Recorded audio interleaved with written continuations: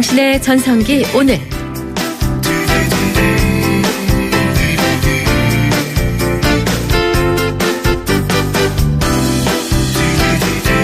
청포도 익어가는 7월에 인사 올립니다. 안녕하세요. 당신의 전성기 오늘 이익상입니다. 피터 드러커 교수, 경영학의 창시자로 알려져 있죠. 무엇보다 95의 나이로 세상을 떠날 때까지 강단에서 교수로, 컨설턴트로 평생 7개가 넘는 직업을 가질 정도로 왕성하게 활동을 했습니다. 93이 되던 해 이 신문기자가 질문했답니다. 평생 현역으로 살고 있는 당신에게 언제가 전성기였습니까? 피터 드러커는 곰곰이 생각하다 이렇게 답을 했네요. 나의 전성기는 열심히 저술 활동을 하던 60세에서 90세까지 30년이었습니다. 네, 여러분의 전성기는 아직 시작되지 않았을 수도 있습니다. 7월의 첫째 날 금요일, 당신의 전성기 오늘 시작합니다.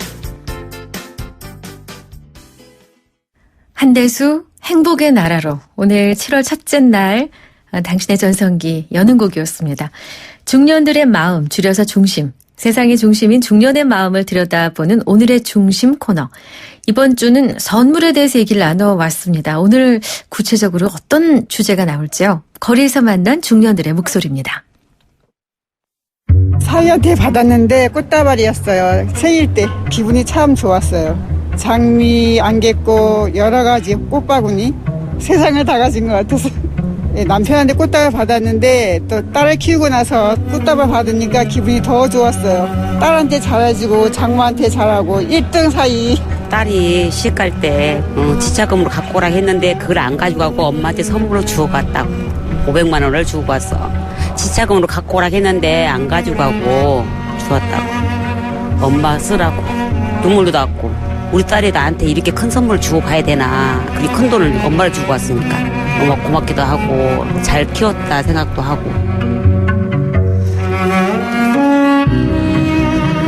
네, 선물은 모두 좋고 감사한데 오늘 저 사연 주신 분들 정말 뭉클한 선물도 있네요.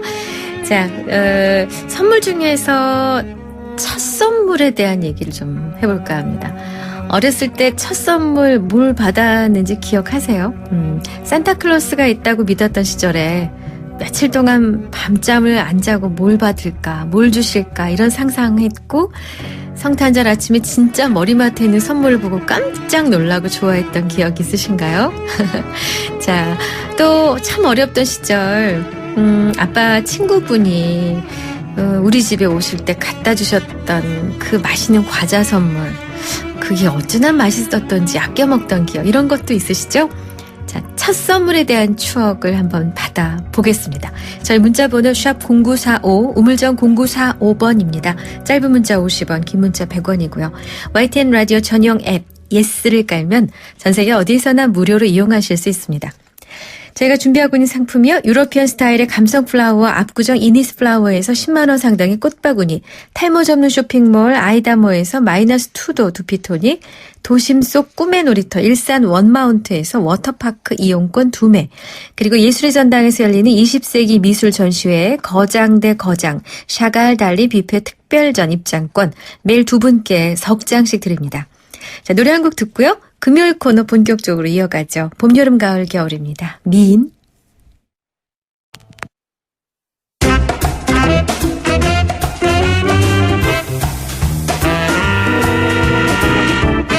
뭘 그런 것까지 고민해? 너무 작고 소소해서 물어보기 부끄러운 고민이 있다고요? 답이 안 나오는 문제에 답을 찾는 시간. 노답을 찾아주는 사람, 노차사. 네, 당신의 전성기 오늘 매주 금요일 시간에 만나고 있습니다. 나만의 고민에 대해서 얘기하고 있는데요. 노차사, 노답을 찾는 사람들 시간입니다. 자, 이 시간 함께 해주실 노차사 윤용인 작가 모셨습니다. 어서 오십시오. 안녕하세요. 네, 반갑습니다. 네. 뭐 사소한 고민, 남한테 말하기 못한 고민이라고 얘기는 했지만 사실 오늘 준비된 고민들은 상당히 무게감 있는 고민들이어서 네. 살짝 걱정인데요. 혹시 방송 들으시면서 나도 이런 고민 있어요. 혹은 제가 말씀드리는 내용에 대해서 이런 의견이 있어요. 주실 분들 문자 샵 0945번 활용하시면 됩니다. 짧은 문자 50원, 긴 문자 100원 부과됩니다. 근데 뭐 다 그렇잖아요. 살다가 이건 진짜 어떻게 해결해야 되지? 라고 고민하게 될 때가 있는데 윤 작가님은 누구한테 의논하세요? 그래서 저는 제 방식은 이제 아무리 작가다 보니까 네. 저는 이제 글쓰기를 통해서 저한테 이렇게 막 글을 써요. 예, 그러니까 현재 상황에 대해서 글을 쓰고 의외로 글을 쓰면서 현재 상황 자체를 좀 정리해내고 그 안에서 답을 또 얻기도 하고 뭐 그게 이제 글쓰기 힐링이라고 하는 하나의 방법인데 네. 저는 제가 주로 쓰는 방법은 그 방법 쓰고 있습니다. 그러니까 누군가에게 찾아가서 의논하시는 편은 아니고 네, 주로 혼자서? 예. 그러시군요. 자, 오늘 첫 번째 사연이 그렇게 소소해 보이지 않습니다. 어떤 사연인지 일단 내용을 들어보시죠. 저는 결혼한 지 11년 된 10살 딸, 5살 아들을 둔 회사원입니다. 아내는 전업주부인데요. 지금 이 글을 쓰는 밤 11시까지 퇴근한 저한테 아파트 아줌마들과 노느라고 아직 연락 안 하고 들어오지 않고 있습니다. 오늘만이 아닙니다. 일주일에 서너 번은 아이들 친구 엄마들과 동네 단골 맥주집이나 돌아가면서 집에서 술판을 벌이는데요. 처음에는 육아 스트레스 때문이겠거니 이해했지만 해도 너무합니다.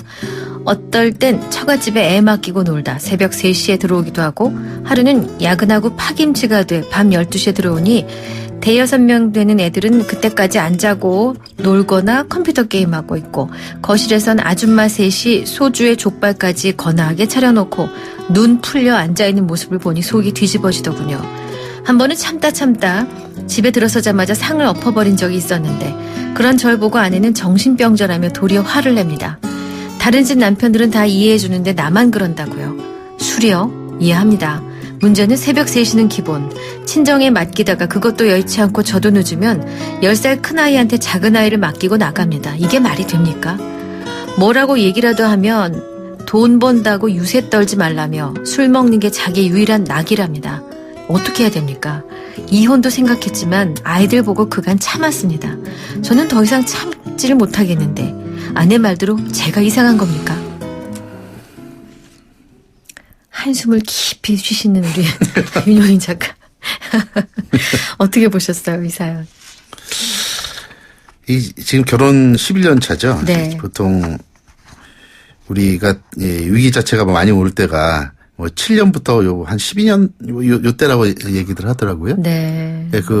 처음에는 결혼해서 신혼대로 그냥 지나가고 네. 또 아이들 아주 애기였을 때는 그 육아 때문에 서로 정신이 없고 또 이러러 지나다가 네. 지금 이제 아이가 10살, 5살이면 이제 어느 정도는 이제 아주 갓난애기에서 다 벗어나고 이렇게 되다 보니까 슬슬 뭐가 이렇게 주변 상황이 보이죠.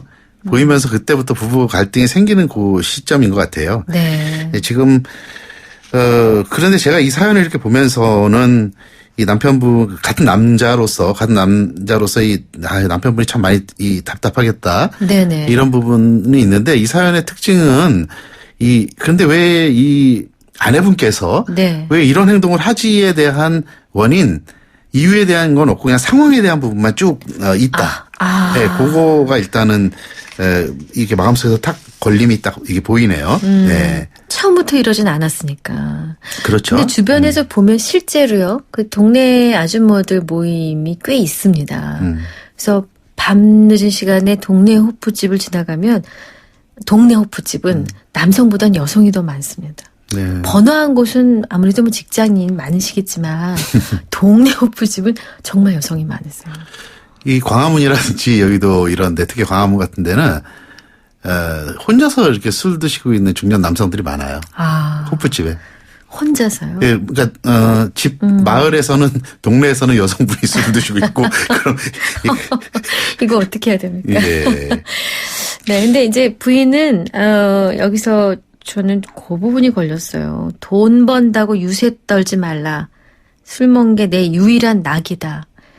그러니까 힘들고 뭔가 불만이 많고 거기에 의존하고 있다 뭐 이런 생각이 들긴 하는데요. 이 부인의 상태를 어떻게 진단하시나요? 우리가 뭐 사실 살면서 그 각각의 인생 자체가 이 아주 똑같은 방식으로 똑같은 리듬으로 이렇게 가지는 않잖아요. 우리가 뭐 쭉 뚫린 고속도로처럼 쭉 나가거나 이러진 않지 않습니까? 물론이죠. 운전하다 보면 어느 지점에서는 이 울퉁하게 튀어나와가지고 속도를 줄이라고 해서 이게 있잖아요. 이게 방지턱도 네. 있고 그때는 당연히 속도 줄여야 되고 네. 어떤 곳에서는 커브를 틀어야 될 때도 커브를 또 조심스럽게 틀어야 되고 하지 않습니까? 그렇죠. 인생도 똑같은 것 같아요. 누구나 어느 한 지점에서는 아무리 부부라고 하더라도 전혀 예측하지 못하고 이해하지 못하는 행동을 하는 시기가 분명히 있는 것 같아요. 아하. 예. 어른이라고 하더라도 마치 아이가 극심한 성장통을 지나듯이 부부는 결혼통이라고 하는 부분을 어느 지점에 분명히 지나는 것 같습니다. 제가 볼 때는 이분이 11년 차 동안 지속적으로 이러지 않았을 것 같아요. 그랬으면 10살, 5살 아이를 이만큼 키우기 전에 네. 뭔가 결정이 있었을 텐데 지금 어떠한 하나의 이 보호턱이라고 하는 그 턱을 지금 지나는 과정이다. 저는 지금 이렇게 생각하면 좋을 것 같아요. 그렇군요. 014님이 술을 마시는 게 나쁘진 않지만 때와 장소에 맞게 술자리를 해야죠. 너무 늦은 시간 아이들 앞에서 좀 자제해 주셔야죠. 7253님, 일단 아내가 그렇게 한 최초의 이유를 곰곰이 생각해 보시고 상대편 아줌마들의 남편들을 만나보는 게 좋을 것 같아요. 일단 비밀로 하고 남편분들을 만나 상의를 해서 좋은 방안을 찾아보는 것도 좋겠습니다. 이런 방법까지 생각해 주시네요. 앞부분이 네. 그러니까 저는 후반부 뭐 다 좋은데 특히 앞부분에 대해서 최초의 원인을 찾자라고 하는 우리 청취자분의 의견에서 상당히 저는 지지를 보내는 것은 네네. 지금 이 아내분은 자신이 하고 싶은 어떤 이야기, 하소연을 이런 방식으로 하고 있는 거고 그 사인을 보내고 있는 겁니다. 사실은 내가 지금 뭔가 할 얘기가 있다라고 하는 얘기가. 그러나 네. 그것이 어떤 이유에서든지 말로써 구체적으로 나오지 못하고 있는 거예요. 네네. 그래서 그런 부분으로 접근해서 내 아내가 네. 지금 무슨 이야기를 나에게 하고 싶을까를 좀 같이 탐색해보는 마음으로 이렇게 좀 가면 좋을 것 같습니다. 이 8182님이 이런 얘기 주셨네요. 가족 여행을 떠나보세요. 캠핑도 좋고 힘들게 산행도 해보세요. 꼭 필요할 때 손 한번 잡아주세요. 3211님. 왜 가정주부들이 함께 모여 술을 마시는지 남편들이 그 원인에 관심이 없는 게 바로 술을 마시는 이유입니다. 9154님. 원인 없어요. 그냥 아줌마 친구들 만나서 이야기하다 보면 재밌고 그러다 보면 자주 만나고 그런 거죠. 7039님. 아내에게 일감을 주세요. 지금 많은 의견들을 주고 계시거든요. 아내에게 일감을 주시라. 저희 문자 샵 0945 우물정 0945 많은 의견과 함께 해결책까지 고민해주고 계신데 일단 청취자 여러분 감사드리고요. 저희가 처방전을 내려드려야 되겠는데요. 지금 청취자분들께서 이렇게 많은 의견들을 주시는 이야기는 네. 이 사연 자체에 충분히 공감을 하고 있다는 그러신 것 것이고 같습니다. 네. 공감을 한다는 이야기는 어쩌면 이러한 약간의 정도 차이는 있겠지만 이러한 문제들이 누구의 그 현관문만 열면 어느 집 거실에서도 벌어질 수 있는 풍경이다라고 하는 부분에서 네네. 다만 이제 이 사연 자체는 그 거실 밖을 나온 거죠. 현관문 네. 밖을 나온 그렇죠. 거기 때문에 네. 저는 제가 아까 말씀드렸지만은 너무 과중하게 이것이 아주 극단적인 어떤 선택을 내려야 되는 거라고 생각하진 않았으면 좋겠고 네. 상담 받으시면 좋을 것 같아요. 그 상담이라는 것이 뭐 어떠한 큰 문제가 있기 때문에 상담을 받는다라기보다는 제3자를 두고 상담을 받되 꼭 가족 상담, 네. 즉 남편과 같이 아내가 같이 상담을 받는 방식이면 좋을 것 같아요. 그래서 이 중간에 어떤 하나의 중재자가 있어서 중재자의 도움으로 네. 서로가 자기들의 이야기를 좀 객관화시키고 좀 더 편하게 속에 있는 이야기를 정리해낼 수 있는 그런 메신저 역할을 상담사한테 좀 기대하는 그래서 상담을 받되 뭐 아내만 받아라라고 얘기하지 말고 뭐 남편만 받아라 이런 게 아니라 같이 함께. 받는 이러면 참 좋을 것 같습니다. 이제 상담받으러 가는 거를 걱정하시거나 함께 가는 게 더 어려울 경우가 좀 고민이 되는데 아까 한 분이 왜 상대 남편들을 만나보시라는데 이거는 조심스럽습니까? 네, 그거는 나의 프라이버시를 또 내 아내의 프라이버시만큼 상대 가족, 네. 상대편 부인의 프라이버시도 굉장히 중요한 부분이기 때문에 그렇군요. 우선은 나와 내 아내에 대한 부분부터 네. 풀고 가야 된다. 예, 먼저 포커싱을 좀 두면 좋을 것 같습니다. 당신의 전성기 오늘 금요일 순서 함께하고 계십니다. 광고 듣고 오겠습니다. 크리네어 테크. 크리네어 테크 집중기. 주물 작업, 연마 작업, 페인트 작업. 분진가스 냄새 연기 작업장 분진. 이 세상에 못 없애는 분진이 어딨어. 크리네어 테크 집중기가 다 잡아줍니다. 예! 크리네어 테크. 크리네어 테크 집중기. 네, 당신의 전성기 오늘 7월 1일 금요일 순서 함께하고 계신 지금 시각이 10시 31분입니다. 노차사, 노답을 찾는 사람들 참 애매한 해결책을 찾기 어려운 그런 문제들을 이야기 나누고 있는데요. 윤용인 작가 함께하고 있습니다. 1부 마무리하고 2부에서 뵙겠습니다. 안녕하십니까. 가수 윤수일입니다. 저는 주파수를 돌리다 보면 항상 YTN 라디오에 멈추게 되더라고요. YTN 라디오에서는 시사, 경제, 생활정보 그리고 날씨와 교통정보까지 저에게 플러스가 되는 뉴스가 가득하기 때문인데요. 제 노래 가사처럼 언제나 저를 기다리는 YTN 라디오. 내 오랜 친구 같은 라디오.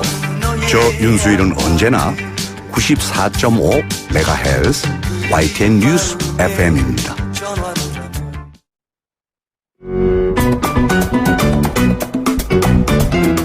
오늘이 좋다. 내가 좋다. 당신의 전성기 오늘.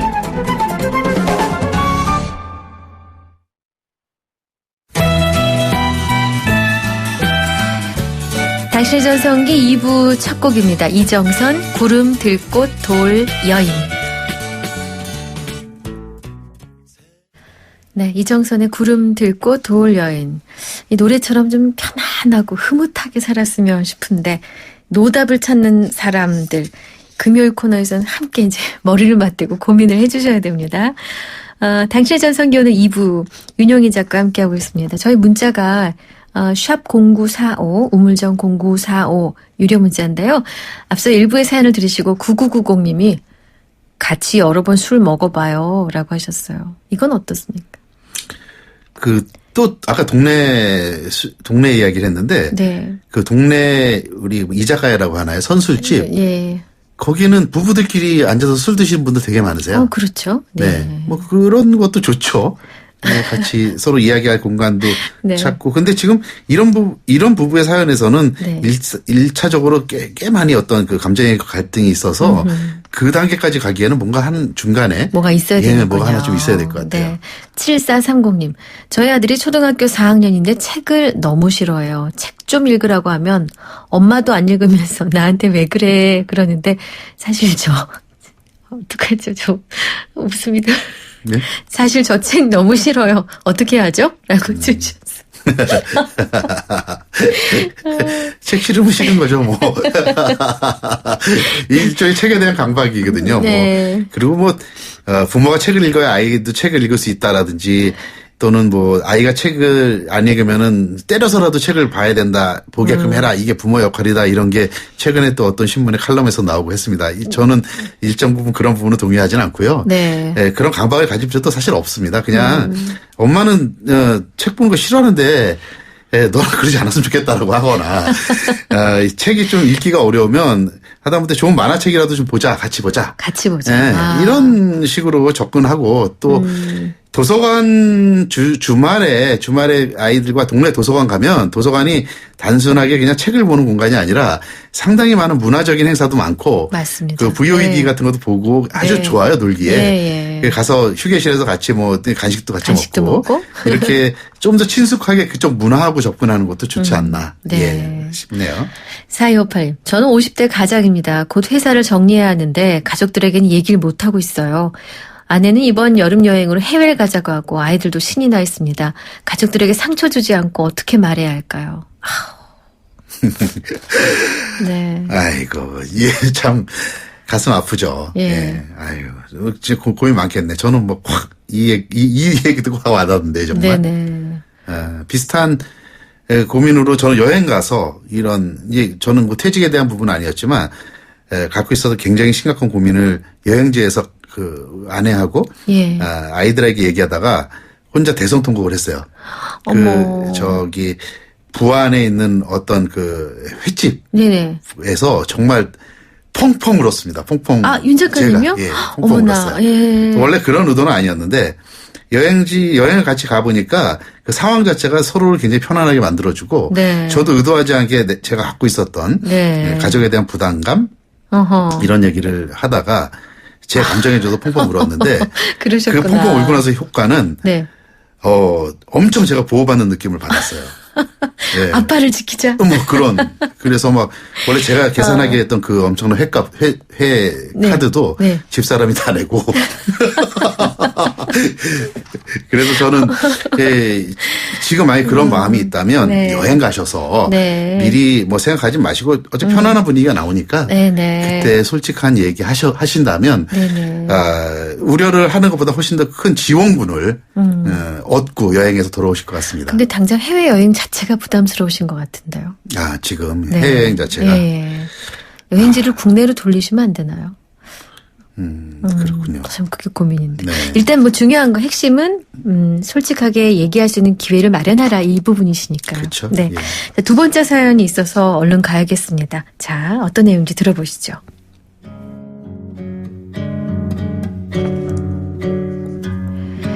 (13살) 된 아들을 하나 둔 결혼 15년 차 주부로 수개월 전 암 수술을 받고 현재 방사선 치료를 받고 있습니다.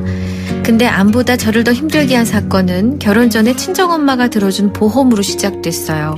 결혼 전 엄마가 여성 4대 암만 집중 보장되는 보험을 하나 들어주셨고 만기 때까지 전액 납입을 해주셨습니다. 그러다 제가 4대 암 중 하나에 걸리게 돼 6천만 원이 조금 넘는 꽤 큰 금액을 타게 됐는데요. 갑자기 남편이 이 돈에 대해 공동재산이라는 명목으로 보험금의 절반을 달라는 겁니다. 남편은 연봉 1억의 대기업 중견 간부고 남편 명의로 된 집도 6억가량인데다 대출도 없습니다. 제가 화가 나는 건 전 아이를 낳고 나서 남편과 합의하에 하던 일을 그만두고 전업주부로 있었는데요. 남편이 은근히 맞벌이 부부와 비교하며 절 구박했고 그때서야 제 명의로 된 재산이 없다는 게 얼마나 서럽던지. 남편은 싸울 때마다 빈몸으로 쫓아낼 거라는 둥 돈도 한 푼 못 버는 주제라며 빈정대는 말을 해 저는 마음에 상처를 입었습니다. 그런데 암보험을 달라니 제가 얼마나 황당하겠습니까? 남편 회사에서 제 병원비 500만 원의 대부분을 지원해 주어서 그런 걸까요? 매번 이랬습니다. 암도 남편 때문에 받은 스트레스 때문에 걸린 것 같아 억울하다고 생각 중인데 돈 생각만 하는 남편을 보니 눈곱만큼 남았던 정마저 떨어집니다. 남편이 당연한 권리를 주장하는데 아픈 제가 예민한 걸까요? 사연 어떻게 들으셨습니까?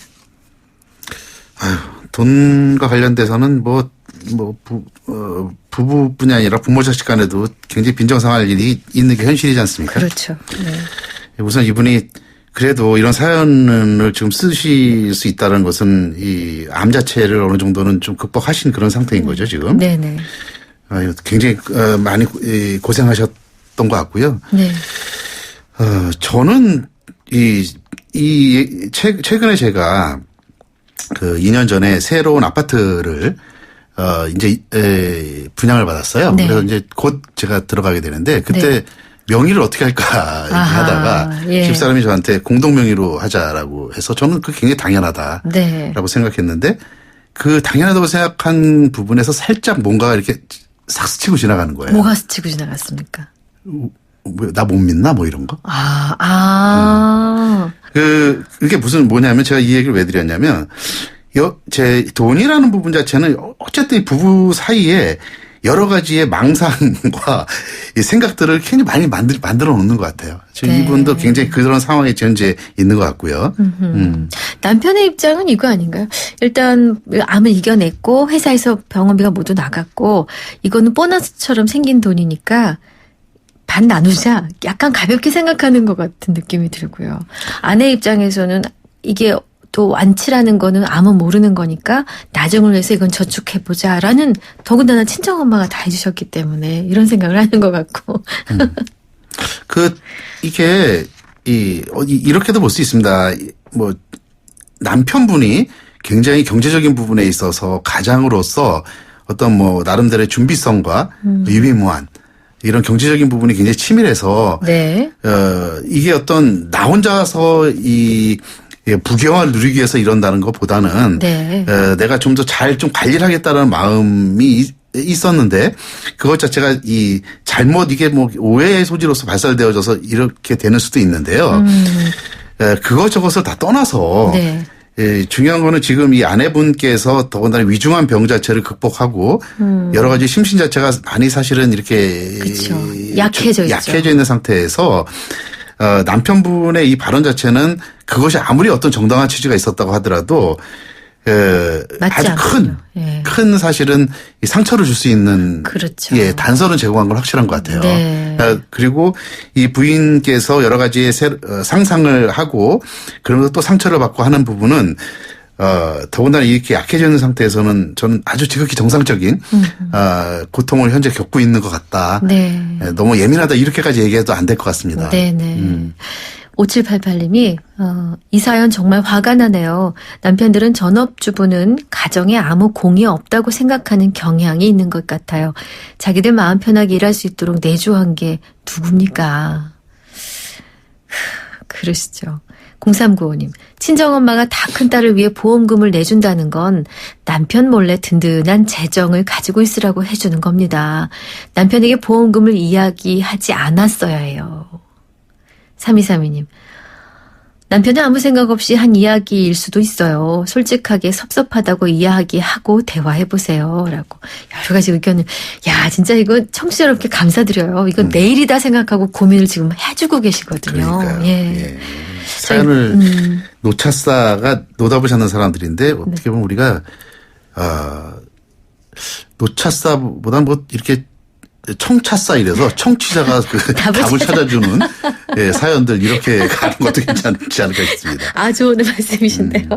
자, 이제 글쎄요. 저는 친정어머니가 해주셨을 때는 네가 일을 그만뒀으니 이걸로 힘을 좀 비축해라. 이런 의미도 맞는 것 같거든요. 그럼요. 예, 충분히 그렇죠. 그리고 남편분들은 뭐 내가 이 하나의 가장인데 사실은 많이 그렇게 생각하세요. 그리고 내가 죽을 때까지라도 내 가장에 대한 책임을 지겠다. 그리고 네. 이런 마음들을 굉장히 많이 갖고 있지만 그런 거대한 명분들을 갖고 있는 중에도 네. 이 전업주부 내지는 현재 어떤 미래에 대한 불안감, 네. 또 현재 재산이라든지 이런 것들이 아무것도 없을 때 생길 수 있는 마음속에 자격지심이 생겨요. 자격지심 이런 부분들이 얼마든지 있을 수 있다라는 부분은 당연히 헤아리는 것이 맞을 것 같아요. 네. 예.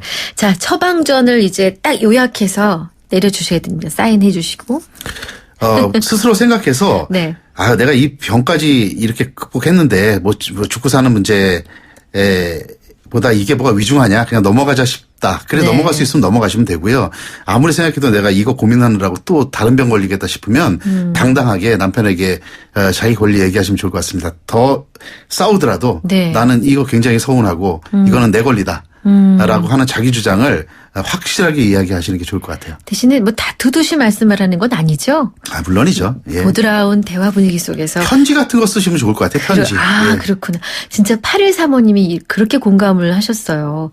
부부간의 진실한 대화가 중요한 것 같아요. 화내지 마시고 나쁜 것만 얘기하지 마시고 좋은 것도 이야기하며 풀어가 보시지요. 라고 하셨고요. 7253님은 이거는 돈 문제를 떠나 인간의 가장 원초적인 부부의 최소한의 도리 문제인 것 같아요.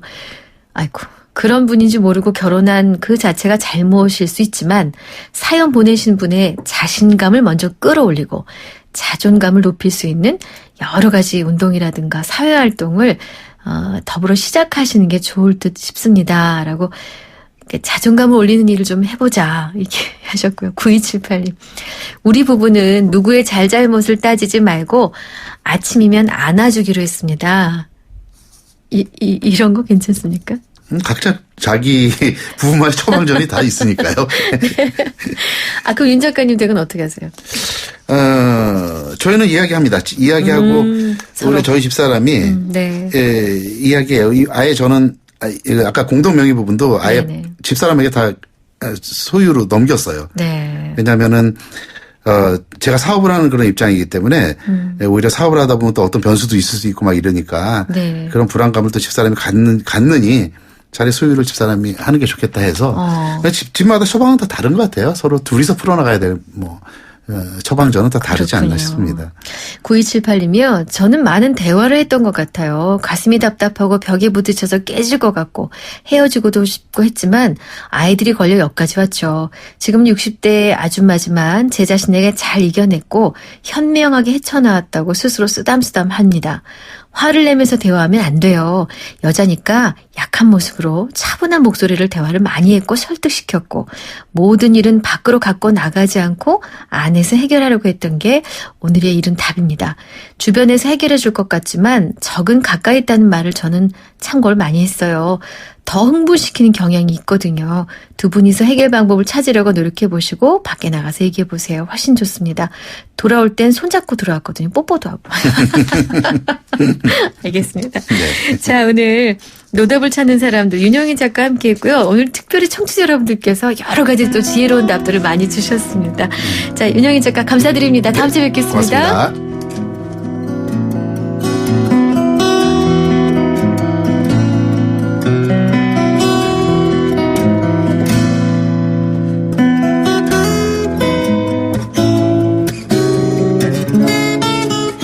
네, 오늘의 중심.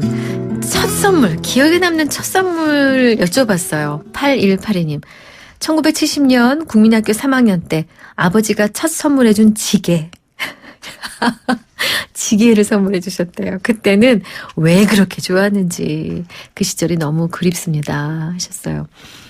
7253님. 3남 3녀 중 막내로 태어난 저는 매일 신던 검정 고무신이 싫어서 몇 날 며칠을 어머니께 조르고 졸라 읍내 장날에 흰 고무신을 얻어 신었습니다. 그때가 6살, 7살 때니까 철없을 때죠.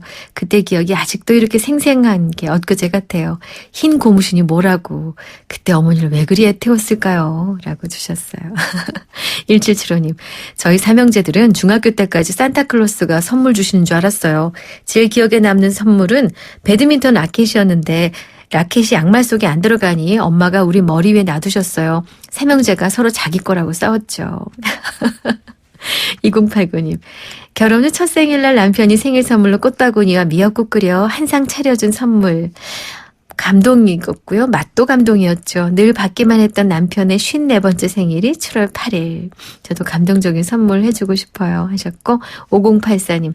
27년 전 첫사랑 남자친구가 직접 노래해서 녹음해준 테이프 선물 정말 감동이었어요. 지금도 그 노래 나오면 첫사랑 생각이 나요 하셨어요.